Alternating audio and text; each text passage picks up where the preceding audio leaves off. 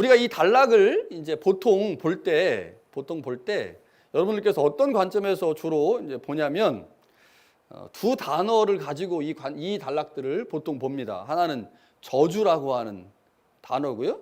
또 다른 하나는 심판이라고 하는 단어입니다. 그러니까 하나님께서 뱀과 여자와 아담을 저주하셨다 혹은 심판하신다라고 하는 관점에서 이 말씀을 보죠. 그래서 우리가 이 단락을 볼 때마다 저주 혹은 심판이라고 하는 단어를 가지고 이 단락을 대체적으로 읽습니다. 자, 그래서 이제 심판과 저주라고 하는 말이 어떤 말인지 정확하게 무엇을 의미하는지 이제 사전에서 좀 살펴보니까 이렇습니다. 심판이라는 말이 우리말 사전에 이렇게 정의가 되어 있어요. 어떤 일이나 상황, 문제 따위를 자세히 조사하여 잘잘못을 밝히는 것. 그러니까 어떤 일의 상황이나 문제 따위를 조사해서 너는 잘했다 못했다 이걸 이제 밝히는 게 심판이고요. 반면에 저주라고 하는 단어는 몹시 미워하는 상대에게 재앙이나 불행한 일이 일어나도록 빌며 바라는 것. 이게 이제 저주입니다. 자, 뱀에 대한 하나님의 말씀과 아담과 그의 아내에 대한 말씀에는 분명한 차이가 있습니다. 자, 표면적으로 보면요, 하나님은 뱀에게 직접 저주라고 하는 단어를 사용하셨습니다. 네가 저주를 받아 삐리리리 이렇게 말씀을 하시죠. 그렇다고 본다면 하나님은 분명 뱀에게 말씀하시면서 그 말씀의 성격은 저주다 이렇게 말할 수 있을 것입니다. 자, 그렇다면 아담과 여자는 어떨까요? 우리는 보통 뱀에게 내린 저주처럼 하나님은 아담과 여자에게도 저주를 내리셨다라고 생각을 하죠. 그래서 여자에게 임신하는 고통이 더해짐으로 수고하여 자식을 낳는 것이나 남편의 다스림을 받는 것을 저주라고 생각을 합니다. 뿐만 아니라 아담이 평생 수고하여야 땅의 소산을 먹는 것이나 아담이 흙에서 왔으니 흙으로 돌아가는 것도 역시 저주라고 생각을 하죠. 그래서 아담도 여자도 뱀도 저주를 받았다 이렇게 생각을 합니다. 그렇게 대부분 읽어오고 있습니다. 저도 예전에는 그렇게 읽었던 것 같아요. 자, 그런데 아담과 여자에게 말씀하신 것이 과연 저주일까? 자, 아담과 여자에 대한 하나님의 말씀을 살펴보면 우선 저주라는 단어가 없습니다. 자, 저주를 받은 것은 아담과 여자가 아니고 땅입니다. 땅. 아담으로 말미암아 땅이 저주를 받았다라고 하는 표현은 있지만 직접적으로 하나님께서 아담과 여자에게 저주하셨다 이런 표현은 없어요. 그러니까 뱀에게는 있지만 아담과 여자에게는 없다고 하는 거죠. 자, 그러면 저주는 아니다. 그러면 어떨까요? 심판이다. 이렇게 생각을 할 수 있겠죠. 자, 표면적으로 보면 심판이라고 말할 수 있습니다. 그러나 그 내용을 살펴보면요, 심판이라고 말하는 것보다 그 심판보다는 다른 어떤 표현을 가지고 아담과 여자의 상황을 설명하는 것이 더 맞을 거라고 생각이 듭니다. 자, 그래서 지난주 설교 말씀과 연결하여서 오늘 본문에 하나님이 아담과 여자에게 하신 말씀의 기본 의미를 사랑 혹은 배려라고 하는 관점에서 이 말씀을 읽게 된다면 하나님이 아담과 여자에게 하신 말씀은 심판이 아니라 그 무엇이다 라고 말할 수 있을 거라는 거죠. 자, 아담과 여자에게 말씀하신 것이 어떤 성격의 것인지를 알아보려면 하나님께서 뱀에게 하신 것과 아담에게 하신 것을 이제 비교해 보아야 하겠죠. 이제 그러기 위해서 먼저 뱀에게 하신 말씀의 의미를 좀 살펴본 다음에 그 다음에 아담과 여자에게 하신 말씀의 의미가 무엇인지를 좀 살펴보도록 하겠습니다. 자, 하나님이 뱀에게 이렇게 말씀합니다. 더욱 저주를 받아 배로 다니고 살아있는 동안 흙을 먹는다. 두 가지예요. 저주를 받아 배로 다니게 되는 것이고 저주를 받아 흙을 먹는다. 그러니까 배로 다닌다와 흙을 먹는다. 이 두 가지가 하나님께서 뱀에게 하신 저주입니다. 하나님께서 뱀을 저주하신 후에 뱀이 저주를 받아 그렇게 됐기 때문에 이제 결과적으로 여자와 원수가 되고 뱀의 후손도 여자의 후손과 원수가 되고 결과로 여자의 후손이 뱀의 머리를 상하게 한다. 그러니까 이거는 뱀이 저주를 받은 것의 이제 결과죠. 14절이 하나님께서 뱀에게 내린 저주라면 15절은 이제 그것에 관한 결과입니다. 이 15절이 굉장히 해석하기가 어려워요. 그래서 제가 오늘 설교 시간에 이 부분을 다룰 수가 없어서 다음 지금 저희가 이제 지금 5학기 성서대 하고 있잖아요. 6학기, 7학기, 8학기, 9학기가 끝나면 다시 1학기부터 다시 시작해요. 그 1학기 다시 시작하고 그때 그 다음에 한 5학기 때 그때 창세기 성서대학을 할 겁니다. 그 창세기 성서대학 할 때 제가 설교 시간에 다루지 못한 부분들은 그때 가서 좀 더 자세하게 말씀을 좀 드리도록 하겠습니다. 자, 오늘은 그래서 이 뱀을 향한 저주 두 가지, 배로 다닌다라고 하는 것과 흙을 먹는다라고 하는 것의 의미를 먼저 좀 살펴보겠습니다. 자, 뱀에 관한 저주를 살피기 전에 우리가 오해하지 말아야 되는 게 있어요. 오늘 본문에 나오는 뱀은 동물원에 있는 뱀과 동일한 게 아닙니다. 동물원에 있는 뱀하고 오늘 성경에 나오는 뱀하고 같은 게 아니에요. 자, 동물원에 있는 뱀을 오늘 본문에 나와 있는 뱀으로 같이 생각을 하면 어떤 오해를 하게 되냐? 동물원에 있는 여러 종류의 뱀들을 사탄이라고 생각해요. 뱀 보면서 사탄 이렇게 생각을 하는데 그러면 안 됩니다. 동물원에 있는 뱀하고 오늘 여기 나와 있는 뱀하고 조금 다르기 때문에 동물원에 있는 뱀을 사탄이라고 생각하면 안 됩니다. 동물원에 있는 뱀은 땅을 기어다니는 그냥 파충류 중에 하나죠. 반면에 창세기에 나오는 뱀은 하나님과 사람 사이를 이간질하여 관계를 단절시키려고 하는 어떤 영적인 세력, 사탄을 상징하는 존재이기 때문에 그것을 같다고 보면 안 됩니다. 우리는 종종 뱀이 원래 다른 가축들처럼 다리가 있어서 걸어 다녔다가 하나님의 저주로 인해서 다리가 없어지고 배로 다녔다라고 생각을 합니다. 어릴 적 제가 교회 다닐 때 그렇게 배웠어요. 그래서 제가 지금도 생각하기를 그때 초등학교 때 지나가는 뱀을 시골에 살면 이제 뱀을 많이 보거든요. 뱀을 보면서 아이고 저 불쌍한 거. 저 다리 원래 있었는데 다리를 걸어 다녀야 되는데 저 저주 받아가지고 아이고 저 다리 없어가지고 배로 다니네. 아이고 불쌍하. 근데 왜 이렇게 빨리 다녀? 이렇게 생각을 했었어요. 그러니까 그리고 동물원에 있는 뱀, 시골에 있는 뱀하고 창세기에 나와 있는 뱀을 같이 생각을 한 거죠. 그런데 여러분 그게 맞을까요? 그런 얘기 과학자들한테 하면요 비웃습니다. 그리고 기독교인들 중에 이것을 그대로 믿어가지고 이야기할 경우에 비그리스도인들이 이것 때문에 기독교인을 조롱하기도 하죠. 자, 이것 때문에 인터넷을 막 뒤졌더니요 그 비그리스도인들 중에 이렇게 기독교인들이 믿고 있다고 하면서 조롱하는 글들이 꽤 있더라고요. 제가 오늘 깜짝 놀랐습니다. 자, 어찌됐든 간에 성경에 나오는 뱀하고 동물원에 있는 뱀하고 같다고 생각하시면 안 돼요. 여기 나오는 뱀은 상징적인 존재입니다. 상징적인 존재. 사탄이나 악한 영적 세력을 상징하는 거라고 생각을 하시면 되죠.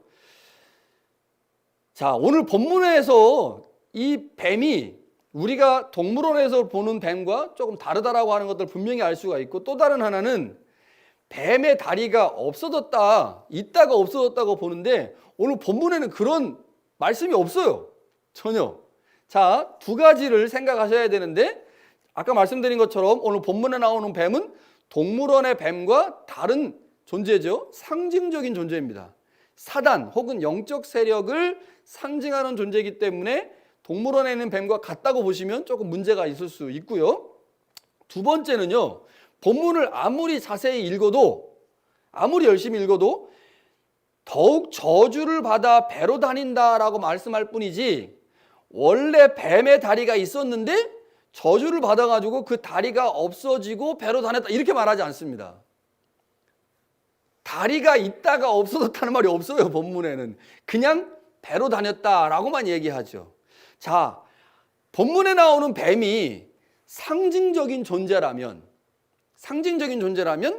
뱀에게 내린 저주인 배로 다닌다도 상징적인 의미로 해석하는 것이 맞을 겁니다. 이해가 되시죠? 무슨 말인지? 뱀의 존재가 상징적이라면 뱀에게 내린 저주도 역시 상징적으로 보는 것이 더 맞다고 하는 거죠. 그래서 이 뱀이 받은 저주가 도대체 뭐를 의미하느냐를 좀 살펴보아야 됩니다. 저주라고 하는 말, 이게 이제 동사에서 온 말인데 저주하다라고 하는 말을 히브리어에서 보니까요, 아라르라고 하는 말입니다. 아라르. 근데 이 단어가 기본적으로 어떤 의미냐면 주문을 통해서 그 존재를 묶는 것, 얽어매는 것, 아무것도 하지 못하도록 꼼짝 못하게 묶어놓은 것, 이걸 이제 저주라고 부릅니다. 저주하다. 그러니까 어떤 전능자나 어떤 절대적인 힘을 갖고 있는 사람이 주문이나 주술을 통해서 어떤 상대를 얽어매가 가지고 아무것도 못하도록 묶어내는 것, 이게 이제 이 아라르라고 하는 저주가 갖고 있는 기본적인 의미예요. 이 기본적인 의미에서 2차적인 의미가 이제 발생하겠죠. 그 2차적인 의미는 멀리하다, 가까이 못 오게 하다, 금지하다라는 뜻입니다. 그러니까 내가 어떤 신이나 어떤 전능한 존재에서 묶여졌어요. 그래가지고 내가 이제 묶여지면 고립되겠죠? 고립되면 다른 존재가 가까이 못 오는 거예요. 그래서 다른 존재와 분리가 되는 거죠. 이게 이제 저주하다라고 하는 말의 기본 의미입니다. 따라서 뱀이 모든 짐승보다 저주를 받았다라고 하는 말은 절대적인 힘에 의해서 묶이게 된 거예요. 그래서 모든 짐승으로부터 멀리함을 당하거나 파문을 당해서 모든 피조물들이 뱀을 혐오하는 대상으로 보게 만든 것을 저주하다라고 하는 말의 의미입니다. 그러니까 뱀이 저주를 받았기 때문에, 묶였기 때문에 다른 피조물들이 뱀을 혐오하고 멀리하고 꺼리는 대상이 된 거죠. 그 진짜 저주죠. 우리로 말하면 뭡니까? 왕따예요, 왕따. 왕따 당한 것, 이거 큰 저주입니다. 그런 상태의 의미가 이 아라르라고 하는 말의 의미입니다. 자, 저주의 내용이 뭐냐? 배로 다닌다예요. 배로 다닌다. 히브리어에서요, 사람이나 동물의 실제 배를 의미하는 단어는 따로 있어요. 그게 뭐냐? 호메시라고 하는 단어입니다. 호메시. 자, 사무엘상 2장 23절에 보면요, 그가 물러가기를 거절하며 아브넬이 창 뒷끝으로 그의 배를 찔렀다. 이 배라고 하는 단어가 호메시인데, 이 호메시라는 단어는 사람의 실제 배, 동물이나 사람의 실제 배를 의미할 때 호메시라는 단어를 씁니다. 그런데 오늘 본문에 나오는 뱀이 배로 다녔다라고 할 때 그 배는 호메시가 아닙니다. 이 단어는요, 히브리어로 가혼입니다. 가혼. 이 가혼이라고 하는 단어는 실제 배를 의미하고 있는 호메시와 다른 뜻으로 쓰이는데, 이 가혼이라고 하는 단어는 상징적이고 비유적인 의미를 나타낼 때 쓰는 배예요. 그러니까 예를 들면 빌립보서 3장 19절에 이런 말씀이 있어요. 그들의 마침은 멸망이요, 그들의 신은 배요. 그들의 신은 이 배다.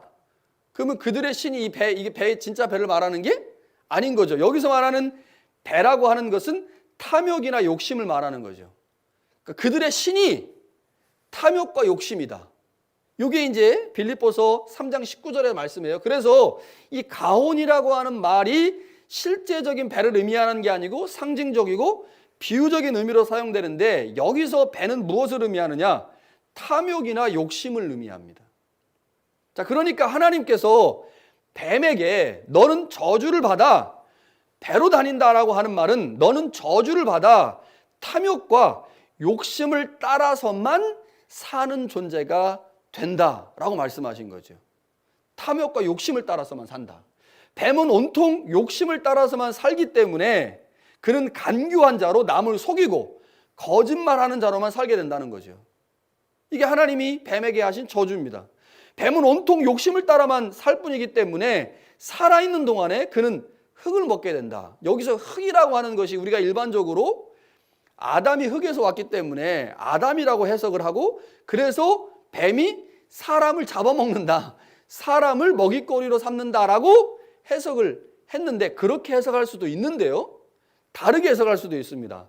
여기서 흙이라고 하는 것이 구약 성경을 찾아보니까 어떤 사람이 적대자들에게 흙을 먹인다, 흙과 같이 된다, 이런 표현들을 할 때 이 흙이 수치를 당한다고 하는 말의 비유적 표현입니다. 그러니까 우리가 땅에 떨어진 뭐가 떨어졌어요. 과자가 떨어졌어. 그럼 과자를 그냥 이렇게 주워 먹을 때 흙 털고 먹잖아요. 누구나 흙 털고 먹죠? 그러니까 과자를 먹을 때 흙을 먹는 거는 굉장히 그 사람에게 사실은 땅에 떨어진 거 주워 먹으면서 그 과자에 흙이 붙어 있기 때문에 그렇게 흙을 먹는다고 하면 우리 입장에서 굉장히 수치스러운 거거든요. 그거는 정말 배가 한 일주일 이상 굶지 않으면 하지 않는 행동들이에요. 땅에 떨어지면 어떻게 합니까? 우리 버리지, 그거 먹지 않는단 말이에요. 자, 그러니까 구약 성경에서도요, 이 흑이라고 하는 것이 수치를 당한다고 하는 것의 비유적 표현으로 사용되는 경우가 많다고 하는 거죠. 그렇다고 본다면 뱀이 자신의 욕심과 탐욕을 따라 살기 때문에 거짓말과 악을 행하게 되겠죠. 그로 인해서 뱀은 모든 피조물로 말미암아 수치를 당하는 존재가 된다라고 하는 것이 흙을 먹는다고 하는 표현의 의미입니다. 뱀은 저주를 받아요. 그래서 다른 피조물로부터 혐오의 대상이 되면서 철저하게 배제가 되겠죠. 그로 인해서 다른 사람에게 배제가 되니까, 다른 사람이 자신을 상대해 주지 않으니까 자신의 배를 채우는 탐욕을 채우는 일에만 몰두하게 되겠죠. 그렇게 되면 결국 다른 모든 피조물로부터 더욱 수치를 받게 되는 거죠. 자, 그러니까 이 여기서 말하는 하나님께서 뱀에게 말씀하신 네가 저주를 받아 배로 다니고 살아있는 동안에 흙을 먹는다라고 하는 것이 그냥 문자 그대로 읽어서는 이 말의 의미를 제대로 이해할 수가 없고, 뱀이 상징적인 존재이기 때문에 뱀에게 내린 저주도 역시 상징적으로 이해하게 된다면 그것은 모든 피조물로부터 혐오의 대상이 되고 수치를 당하게 될 것이다 라고 하는 것이 하나님이 뱀에게 말씀하신 내용이죠. 어떻습니까? 분명 저주입니다. 저주예요. 이건 저주예요. 뭐 달리 표현할 수 있는 방법이 없죠. 자, 그러면 여자와 남자에게 말씀하신 건 어떨까? 자, 먼저 여자에게 하신 말씀을 보면요, 두 가지를 말씀하셨어요. 하나는 임신하는 고통을 크게 하신다. 임신하는 고통을 크게 하신다. 근데 저희는 남자이기 때문에 애를 낳아본 적이 없어요. 그래서 애를 낳아본 적이 없기 때문에 임신하는 고통이 얼마나 큰 건지를 잘 몰라요.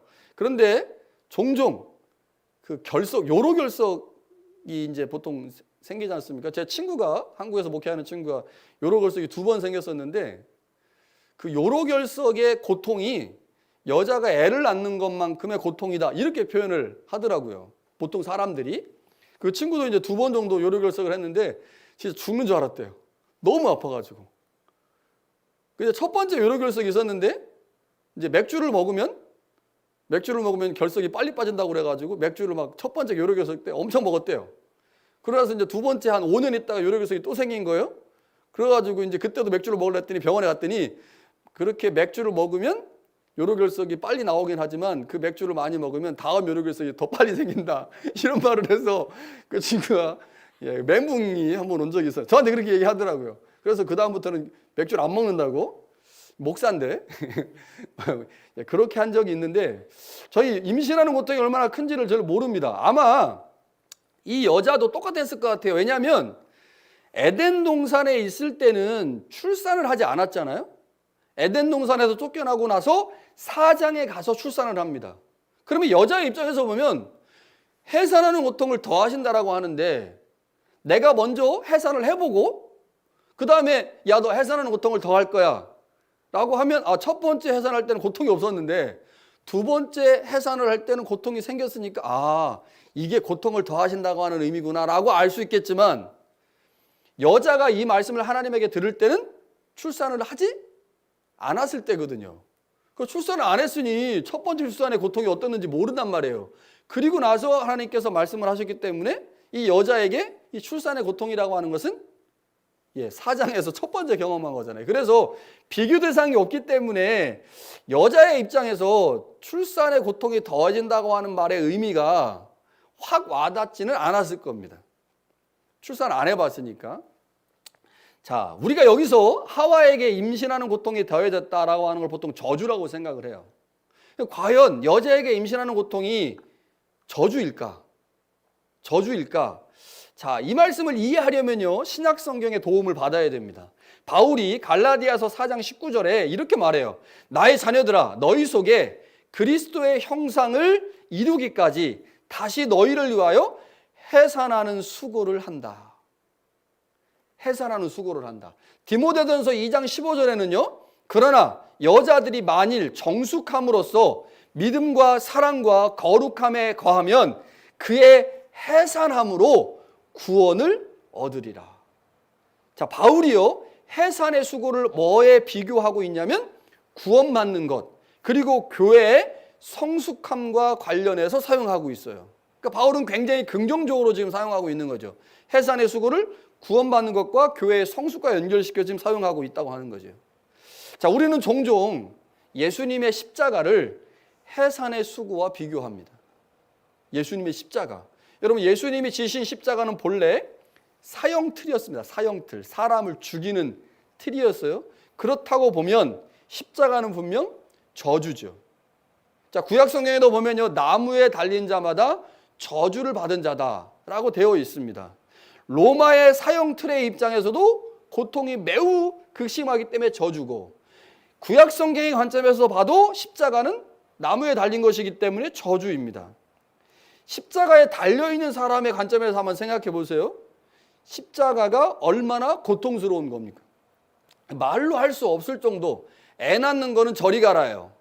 말로 할 수 없을 정도의 고통이 그 사람에게 가해지죠. 그렇다고 한다면 분명 십자가는 저주입니다.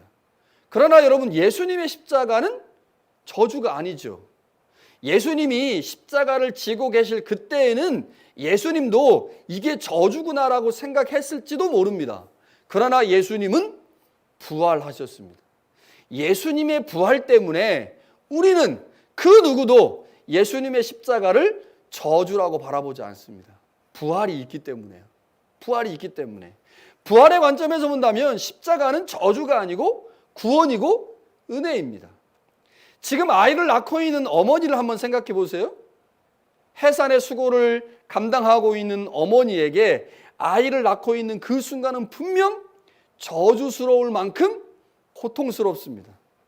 그래서 그 고통을 저주라고 생각할 수도 있겠죠. 그러나 아이를 딱 낳는 순간, 그리고 자신이 낳은 아이를 보는 순간 어머니의 해산의 고통은 모두 사라집니다. 그리고 자신이 그렇게 고통스러운 시간을 보냈던 그 몇 시간을 엄마는 아이를 보는 순간 절대로 저주라고 생각하지 않습니다. 저주가 아니죠. 아, 고통스러운 그 시간, 6시간 혹은 10시간, 24시간이 저주가 아니구나. 오히려 해산의 수고가 있었기에 내 아이를 향한 애정이 더 커진다는 사실을 발견하게 됩니다. 힘들고 어렵게 낳으면 낳을수록요, 자녀에 대한 사랑은 더 귀해질 수밖에 없습니다. 여러분, 해산의 수고가 저주입니까? 해산의 수고가 심판입니까? 아닙니다. 여러분, 신앙생활도 마찬가지죠. 우리가 누군가를 주님의 제자로 만들려고 할 때요, 해산의 수고와 같은 것들을 경험하죠. 어떤 사람을 전도해가지고 예수님의 제자로 만들려면 얼마나 많이 인내하고 참고 애를 써야 되는지 모릅니다. 수치스러운 일도 당해야 돼요. 그래야만 그 사람을 하나님을 닮은, 예수님을 닮은 제자로 만들죠.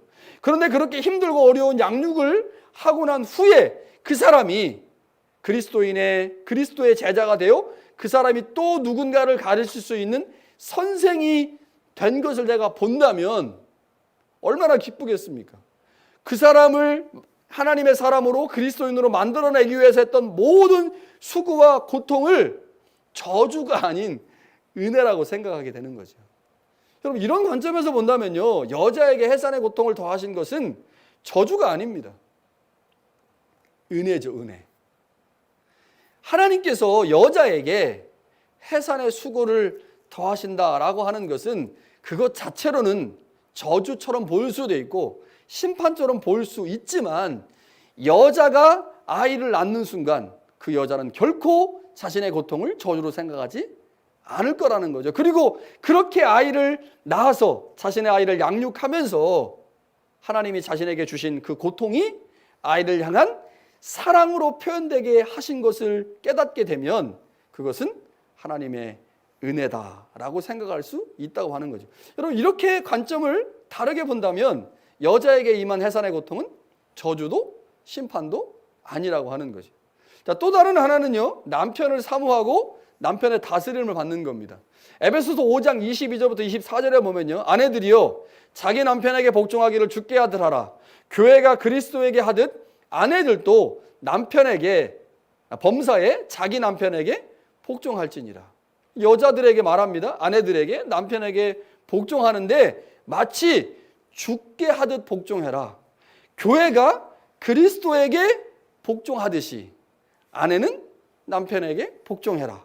자, 5장 25절에는요, 남편들아 아내 사랑하기를 그리스도께서 교회를 사랑하시고 그 교회를 위하여 자신을 주심같이 하라라고 말합니다. 여러분, 하나님께서 여자에게 말씀하신 남편을 사모하고 남편의 다스리심을 받아라라고 하는 말은 여자가 남자에게 종속돼서 남편의 명령에 복종하는 존재로 전락하라라는 말이 아닙니다. 하나님께서 아담과 여자와의 관계를 나중에 한참 후에 있게 될 예수님과 교회와의 관계를 생각하시고 말씀하신 거죠. 여러분, 남자와 여자가 주종 관계가 아니거든요. 다스림을 받아라. 다스림을 받아라라고 하는 말은 그런 의미로 말씀하신 게 아닙니다. 아담이 여자를 다스린다고 하는 것은 여자가 남편의 보호를 받는다는 의미입니다. 그렇다고 본다면요, 이것도 역시 저주가 아닌 남편을 통해 베풀어주는 은혜와 돌봄을 여자에게 말씀하신 거죠. 관점을 바꾸면 이 저주일까 심판일까? 아니고 하나님께서 여자에게 여자의 상황에 맞는 특별하신 말씀을 이런 방식으로 표현한 것이라고 볼 수가 있는 거죠. 자, 그렇다면 아담에게 말씀하신 내용은 어떨까요? 아담에게 두 가지를 말씀하십니다. 첫 번째, 평생 수고하여야 땅의 소산을 먹게 된다. 이 첫 번째입니다. 아담이 평생 수고해야만 땅의 소산을 먹게 되는 이유는 뭐냐? 아담으로 말미암아 땅이 저주를 받았기 때문입니다. 그러니까 땅이 저주를 받으니까 땅이 곡식을 안 내는 거죠. 엉겅퀴와 가시덤불을 내고, 그래서 땅을 일구어야만 되고 가시덤불과 엉겅퀴를 잘라내야 되기 때문에 당연히 수고하고 땀을 흘려야 되는 거죠. 자, 아담이 흙에서 왔잖아요. 그래서 아담과 흙은 사실 분리될 수 있는 존재가 아닙니다. 신토불이라고 그랬죠. 땅과 아담이 하나다. 자, 땅이 창조 사역을 할 때 아담이 그 사역을 도왔습니다. 아담과 땅은 하나였기 때문이죠. 그런데 아담의 불순종으로 말미암아 아담이 죄를 지우고 나니까 아담 때문에 땅이 저주를 받았어요. 아까 저주라고 하는 말의 의미가 어떤 의미가 있어요? 분리의 의미가 있어요. 분리. 왕따의 의미가 있잖아요. 그러니까 땅이 저주를 받았다라고 하는 말은 아담과 땅이 분리됐다는 거예요. 죄를 지음으로 분리됐다는 거죠. 그러니까 땅이 아담을 거부하는 겁니다. 예전에는 거부하지 않았어요. 그래서 뭘 심으면 심는 족족 풍성한 열매가 맺어졌는데 아담이 무엇인가를 심어도 땅이 아담을 거부하는 거죠. 그래서 식물이 안 올라오고 가시덤불과 엉겅퀴가 올라오는 거죠. 자, 이렇게 아담과 땅이 분리가 되면서 아담은 수고해야만 땅의 소산을 먹을 수 있게 된 겁니다. 이것은 지금까지 아담이 에덴 동산에서는 경험하지 못한 거죠. 에덴 동산에는 모든 것이 풍요했기 때문이죠. 아담은 에덴 동산에서 노동하긴 했지만 관리하는 수준 정도의 노동이었습니다. 그러나 땅이 저주를 받아 가시덤불과 엉겅퀴를 내면서 수고하지 않으면 땅의 소산을 먹을 수 없게 되었습니다. 자, 그런데요, 아담이 이렇게 엉겅퀴와 가시덤불을 제거하고 땅에서 수고하고 무엇인가를 먹을 수 있는 것은 에덴 동산에서는 일어나지 않았던 일이에요. 어디서 일어날 일입니까, 이게? 에덴 동산 밖에서 일어날 일입니다. 에덴 동산 밖에서. 에덴 동산은 하나님이 통치하시고 있기 때문에 에덴 동산은 그런 일이 일어나지 않아요. 아담은 이제 쫓겨나게 되잖아요. 그럼 아담이 쫓겨나게 되면 에덴 동산 바깥에서 하나님께서 말씀하신 이런 일들을 아담이 경험하게 될 거예요. 여러분, 그렇다고 본다면요, 어쩌면 하나님이 아담에게 지금 말씀하시는 내용은 네가 에덴 동산을 떠나면 이런 삶이 펼쳐질 거야. 너 각오해야 돼. 에덴 동산에서는 모든 것이 다 풍족했지. 그래서 네가 특별히 수고하지 않아도 먹을 수 있었어. 땀 흘리지 않아도 먹을 수 있었어. 그런데 네가 불순종해서 나와 함께 지낼 수 없으니 너는 에덴 동산 바깥으로 나가게 될 것이고, 에덴 동산 밖에서 어떠한 삶이 너에게 지금 기다리고 있는 줄 알아?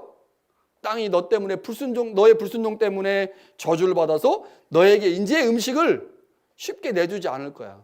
그러니 너 에덴 동산 나갈 때 마음 단단히 먹고 나가야 돼 라고 말씀하신 것이 아닐까요?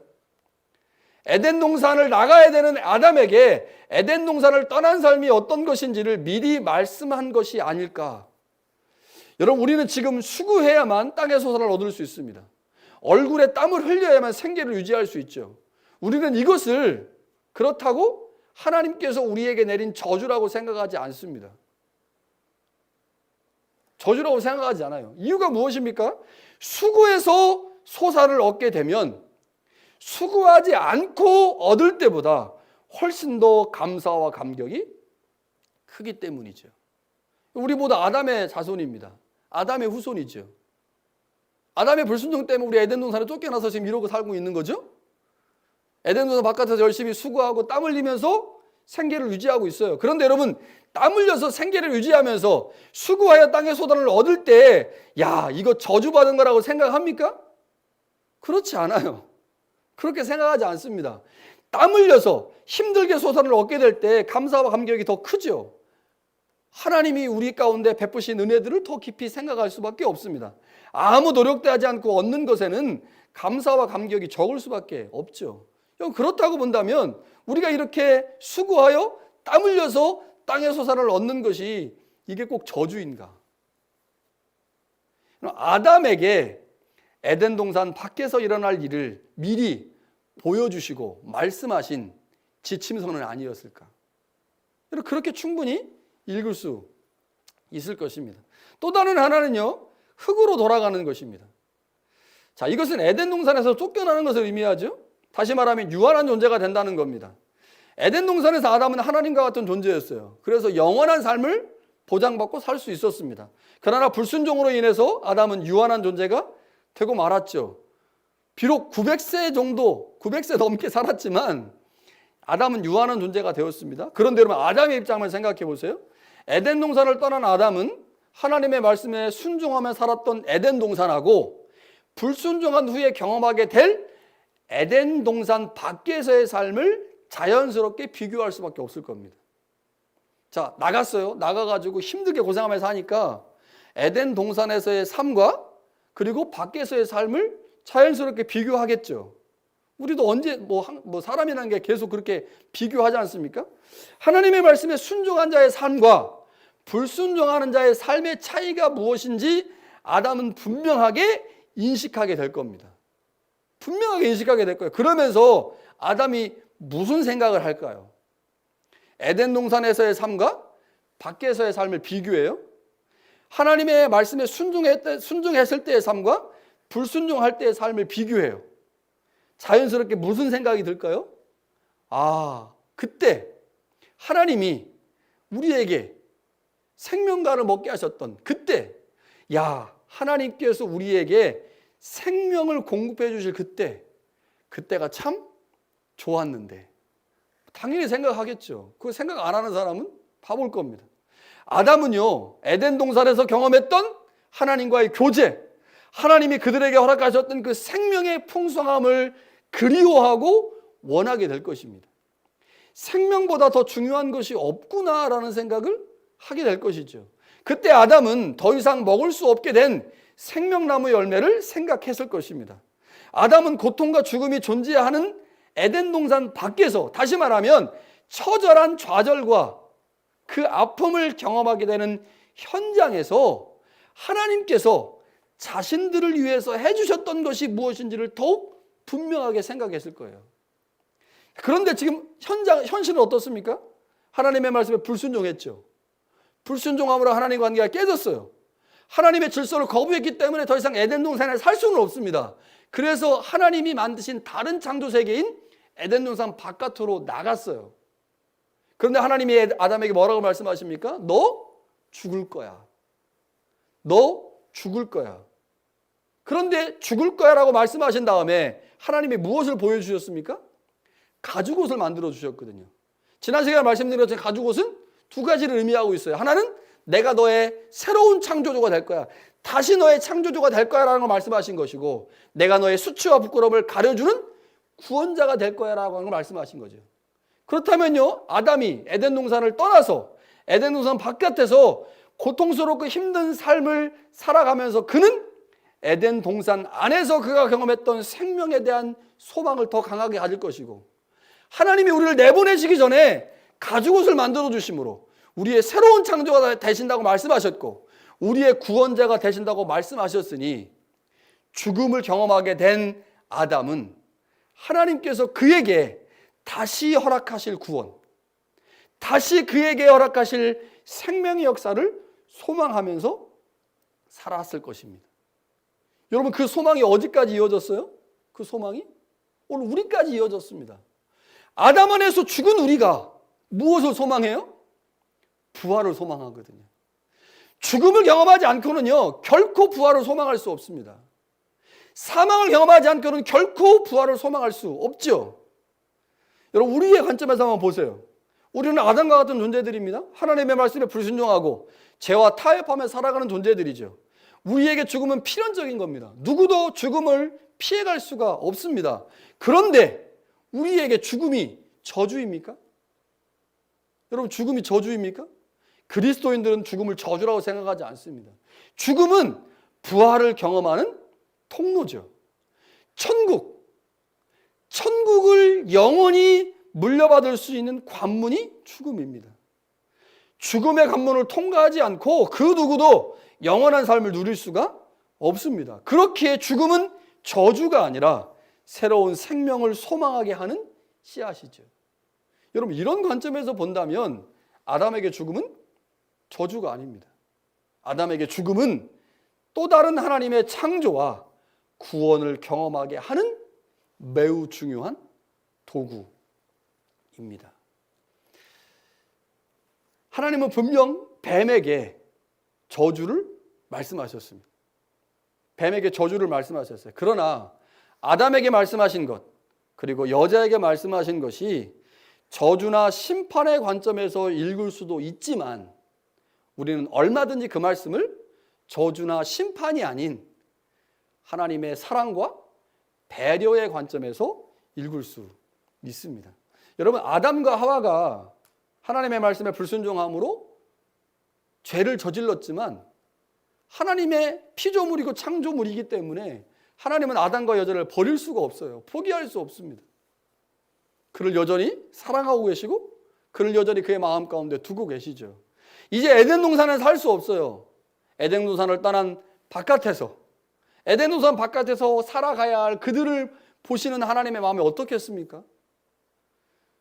아이고, 집 떠나면 고생인데 저것들 얼마나 고생할 거야, 얼마나 힘들 거야, 이런 마음이 하나님 마음 가운데 없을까요? 있을 것입니다. 그러면서 그들에게 에덴 동산을 떠난 삶이 어떤 것인지를 미리 말씀하고 계신데, 그게 아담과 여자에게 하신 말씀이죠.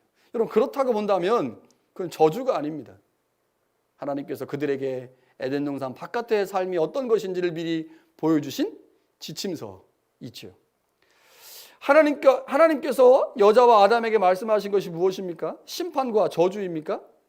관점에 따라 그렇게 볼 수도 있지만, 그러나 하나님의 말씀을 자세히 하나씩 살펴보면 그 말씀 안에 하나님의 마음이 담겨져 있습니다. 하나님의 형상을 닮은 사람에 대한 사랑과 배려가 그 말씀 가운데 담겨져 있습니다. 그것은 여전히 아담과 하와를 사랑하심으로 그들의 상황을 충분히 고려하신 사랑과 배려의 말씀입니다. 그러나 뱀에게 말씀하신 건 다릅니다.